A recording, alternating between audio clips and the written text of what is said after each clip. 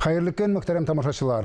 Бүген ноябрьнең 12-се килгән җомга көндә сезнең белән тур эфирда кабат мин Миңназым Сәфәров булырмын. Атнаның иң матур, иң изге көне барчабыз өчен дә хәерле гамәлләр, беренче кар кебек саф, керсез уй-хисләр белән кирип калсын иде. Татарстан президенты тарафыннан игълан ителгән Туган телләр һәм халыклар бердәмлеге елы азагына якынлашып килә. Вакыт бик тиз үтә, ләкин без чишәргә теләгән проблемалар гына алай тиз хәл ителми. Алай гына да түгел, ул проблемаларны һәр кайсыбыз үзенеке дип кабул итми торып, аны чишүгә үзе дә катнашмый икән, проблеманың мәңгелек булып калуы да ихтимал. Бүген сезнең игътибарыгызга тәкъдим ителә торган тапшыруыбыз нәкъ менә шул турыда. Татарстанга Әрмәнстаннан килгән әрмән егете Аршак Алтунян үзлегеннән торып татар телен өйрәнеп кенә калмыйча, без югала, бетә дип татар моңын сәхнәдә безгә җиткерә.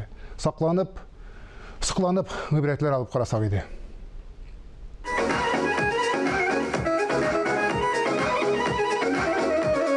Җитәкләшеп икәү китик без, хыял урларына җитик без.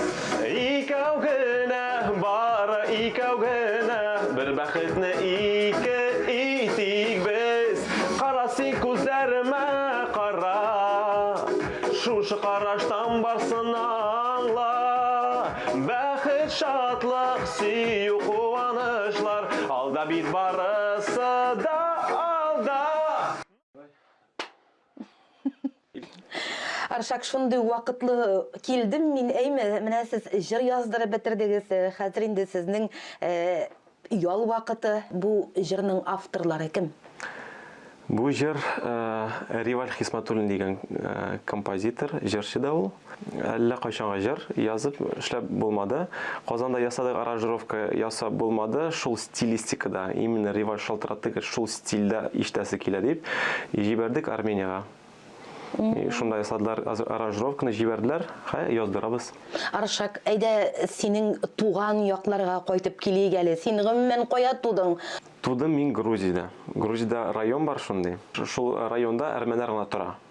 Грузиннар да бар инде ул. 6 яшь булганда күчеп кайттык Татарстанга. Миңа 6 яшь булганда күчеп кайттык Дыбяз авылына, Биктау районы, Дыбяз авылда. Авылда бөтенсе татарча сөйләшә бит. Шунда үсеп, укып, өйрәндем, аралашып. Авыр булмадымы? Юк. Менә Грузиядан күчеп кайтканда Татарстанга син рус телен белә идеңме? Юк, әрмәнчә генә сөйләшәм, аралашайм. Әрмәнчәдән күчтең инде татарчага, әйме? Башта татарча өйрәндем, шуннан соң русча. Рус телен өченче тел буларак өйрәндең инде, әйме? Авылда татарча белмичә булмый. Анда бөтенесе татарча күбрәк аралаша. Шуңа күрә кем авылда торды, бөтенесе минем абыйлар да, апалар да белә татарча аңлыйлар. Сиңа бит менә шушы балалар, татар балалары арасына кирип китү, татар балалары арасында үз кеше булу өчен дә телне белү кирәк булгандыр, шулай бит? Вообще, кеше кая тора, шул телне белергә тиеш. Үзенә җиңел була, аңларга. Аны кибеткә керәсең или берәр әби килә, русча аңламый. Мин аңа татарча җавап бирәм, икәйтә, аңлатам юлны. Бу көннәрдә бер апа телефон белән тора, күренә бит, аңламый. Сорыйм, әйтәм, что случилось? Татар әбисе. Менә улым, белмим ничек фонарикны сүндергә. Әйтәм, үзем сүндерәм бир. Аңлаттым, менә монда керәсең, менә монда басасың, все. То есть кеше аңламый русча. Может, сорагандыр кемнәндер, беркем аңламаган аны. Шулай була бит. Шуңа күрә торган җирдә җирнең телен белергә тиеш кеше. Аршак, менә Дыбяз ул инде татар авылы. Син нинди телдә укыдың? Татарчамы, русчамы? Татарчада өйрәндек, русчада. Анда сыйныфта бар бит русский литература дип рус телдә бар, бөтен әйберне. Бөтен дәресләрдә татарча сөйләшәбез. Математиканы нинди телдә укыдың? Математиканы без санадык татарча. Рәхәтләнеп татарча. Рәхәтләнеп 5-ка 5, 25 дип. Менә шуннан аңлашыла инде нинди телдә укыганыгыз. Аршак, менә дәрес хәзерләгәндә шул ук математиканы әти-әниң нәрсәңә булышкандыр бит инде, әйме? Алар сиңа аны әрмәнчә аңлата идеме?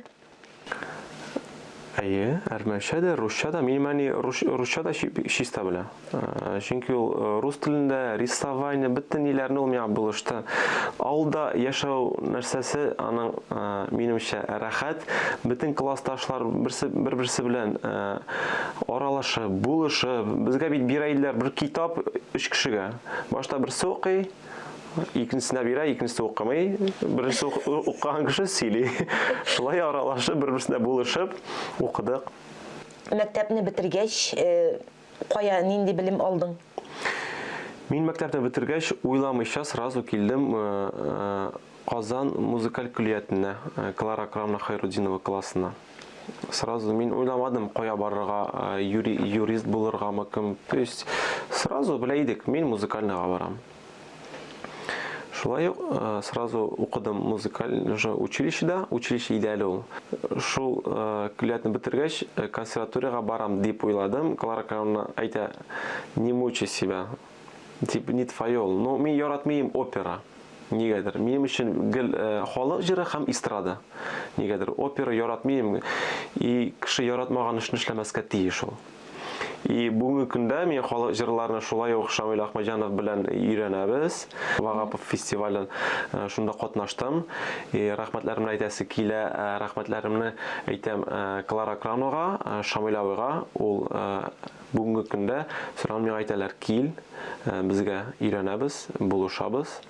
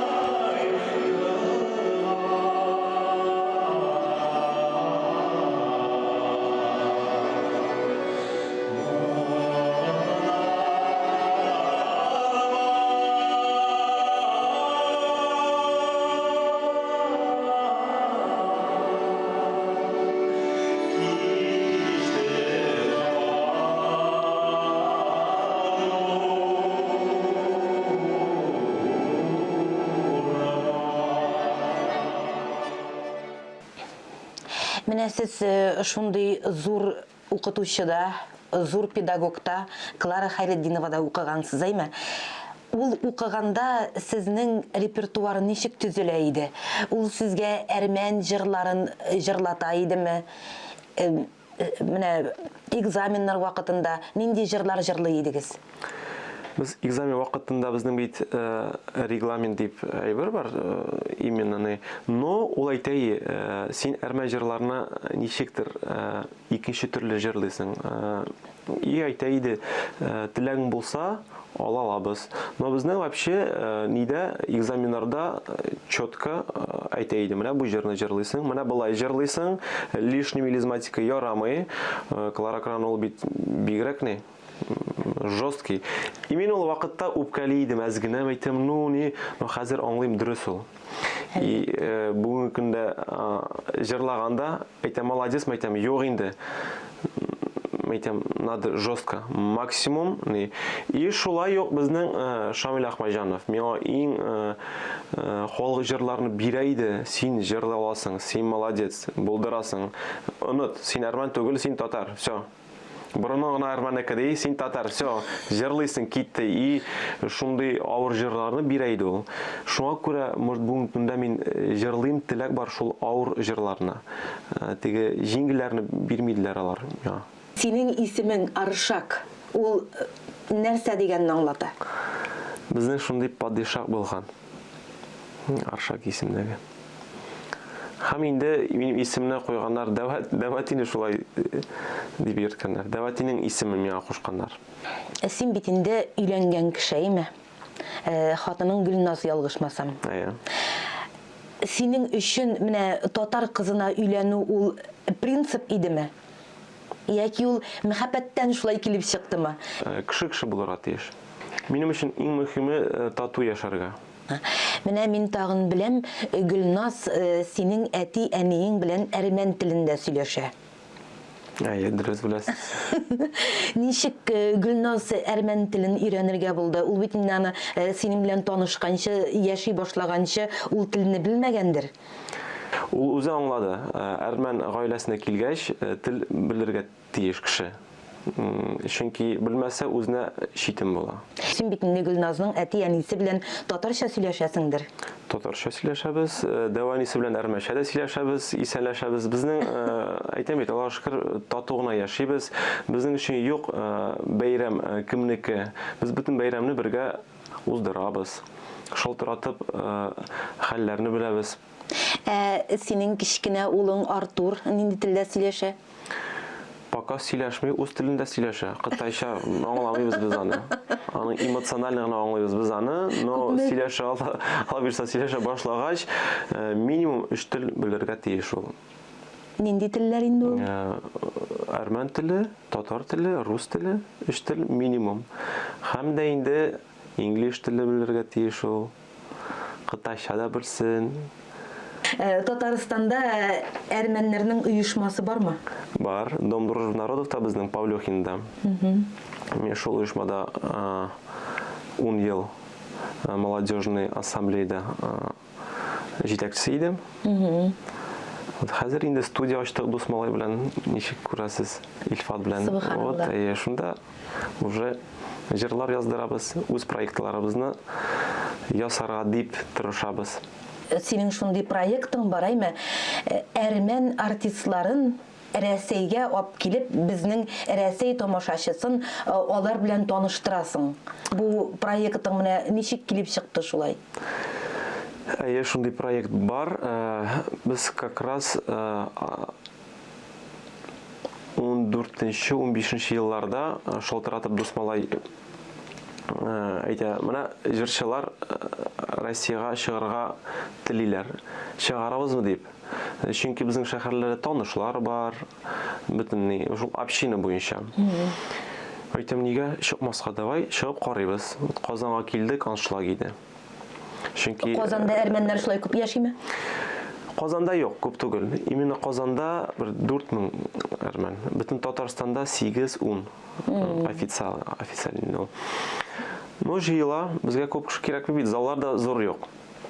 Берәр көн куеп, бөтен шәһәрләрдә йөрибез.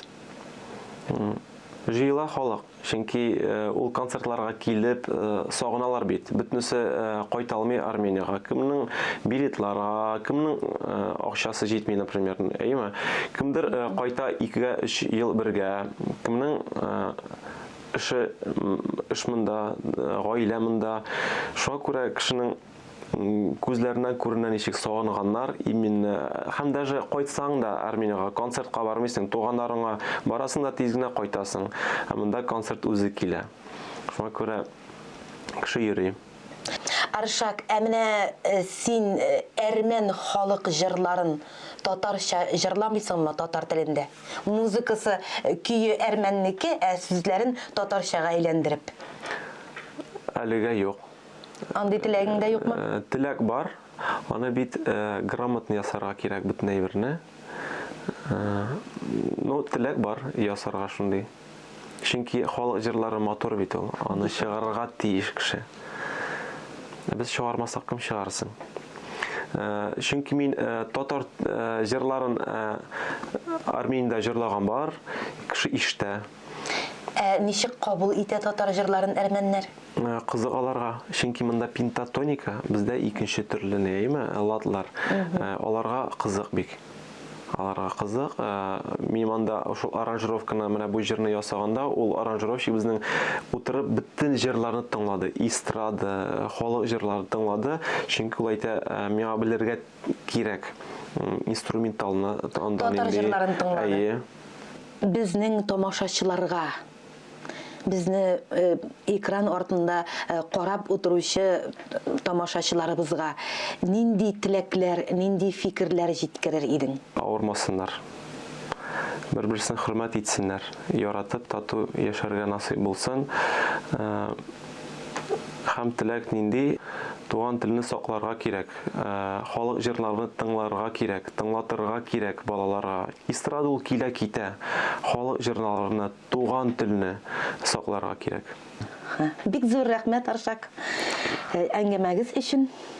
Инде киләсе очрашулар алда хәбирса концерт залларында булыр һәм инде рәхәтләнеп синең шәхси сольный концертларыңны карарбыз. Бик зур рәхмәт, Әлшә апам.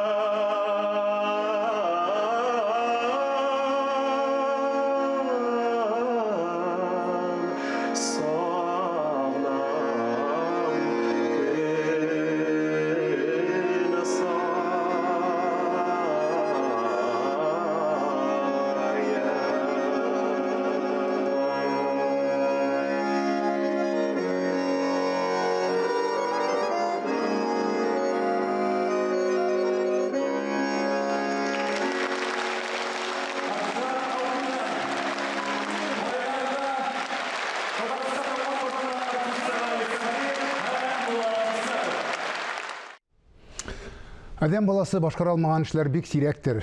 Ана телен балаларына гына түгел, үзеннән соң калачак оныкларына да иң изге мирас итеп калдыра алганнар гына кешелек бурычын тулысынча үтәп, ахиреткә тыныч күңел белән күчә аладыр дигән фикердә бүгенгә сезнең белән саубуллашам. Исәнлектә күрешик.